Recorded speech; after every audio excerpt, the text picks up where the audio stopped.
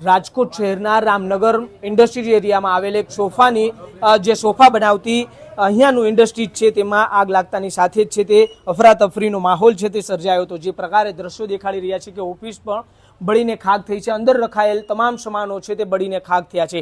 Plywood અને લાકડું અંદર હોવાના કારણે આગે છે તે વિકરાળ રૂપ ધારણ કર્યું હતું। જે રીતના આગ લાગતાની સાથે જ અંદરની તરફ બાથરૂમની બાજુ એક વ્યક્તિ છે તે ફસાયેલા હતા, તેમનું રેસ્ક્યુ છે તે કરવામાં આવ્યું હતું। ત્યારબાદ સારવાર અર્થે તેમને સિવિલ હોસ્પિટલે ખસેડવામાં આવ્યા હતા।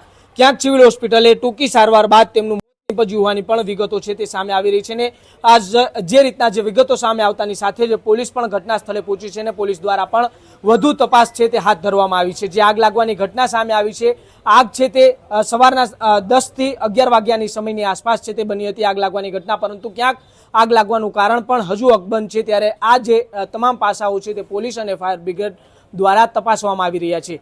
જે એક વ્યક્તિ છે તેમના પણ સમાચાર જે સામે આવી રહ્યા છે, ત્યારે અન્ય કોઈ વ્યક્તિ ઇજાગ્રસ્ત છે કે કેમ તે વધુ વિગતો પોલીસ તપાસ બાદ જ છે તે જે રીતના સામે આવી શકે છે। મારું નામ MK Juneja, deputy chief fire officer, Rajkot fire and emergency service. શું આગની ઘટના હતી આખી અને કેટલા વાગ્યાની આસપાસ? આજે સવારે 10:14 રાજકોટ ફાયર એન્ડ ઇમરજન્સી સર્વિસના કંટ્રોલ રૂમમાં ફાયરનો કોલ આવેલ, જે હુડકો ચોકડી રામનગર શેરી નંબર 3માં આવેલ ઉત્તમ સોફા બનાવવાના નાના એવા કારખાનામાં આગ લાગવાનો કોલ મળતા તાત્કાલિક કોઠારિયા ફાયર સ્ટેશન અને કનક રોડ ફાયર સ્ટેશનથી ફાયર ટેન્ડર અને રેસ્ક્યુ ટીમ સાથે ઘટના સ્થળ પર પહોંચી ગયેલ। કેટલી નુકસાની કેટલી હશે ને આગ લાગવાનું કારણ? આગ લાગવાનું કારણ હજી માલુમ નથી થયું, પણ કારખાનાની અંદર જેટલો પણ સામાન હતો તમામ સળગી જવા પામેલ છે, ઓફિસ તમામ સળગી જવા પામેલ છે। મારું નામ ધનંજય છે। અહીંયા સોફાનું કારખાનું હતું, ખૂબ આગ લાગી અને ધુવાડાના ફૂલ નીકળતા હતા, એટલે પાછળથી અમને ખબર પડી એટલે અમે લોકો બધા દોડીને આવ્યા।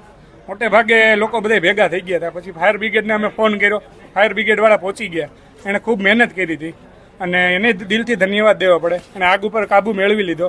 છેલ્લે બાથરૂમમાં ભાઈ ફસાણો હતો, કે ભાઈને એણે ખૂબ મહેનત કરીને બહાર કાઢ્યો છે, ત્યારે ભાઈ હોસ્પિટલે છે। હવે એની સ્થિતિ શું છે એ બહુ આઈડિયા નથી, પણ આગ માથે પૂરેપૂરો કંટ્રોલ લઈ લીધો છે।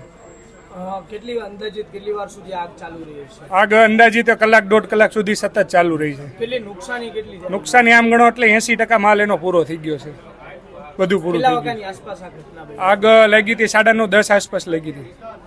આ જે ઘટના છે એની અંદર તમે જોઈ શકો છો એમ કે સોફા બનાવવાનું કારખાનું છે જે ભાડે આપેલું હતું, અને એની અંદર જે કામ કરનાર હતા એ પ્રાથમિક તબક્કે એવું લાગે છે કે શોર્ટ સર્કિટના લીધે આગ લાગી, અને એની અંદર જે 30 વર્ષના જે ભાઈનું અત્યારે થયું છે તે આમના જમાઈ થાય છે, જે સોફાનું કારખાનાના જે ઓનર છે એના, અને એ વોશરૂમ માટે ગયેલા હતા એટલે જે ધુમાડો થયો એના લીધે બહાર ના નીકળી શક્યા, અને એમને સિવિલમાં સારવાર માટે લઈ ગયા હતા, પણ અત્યારે એમનું મરણ જાહેર કરેલા છે।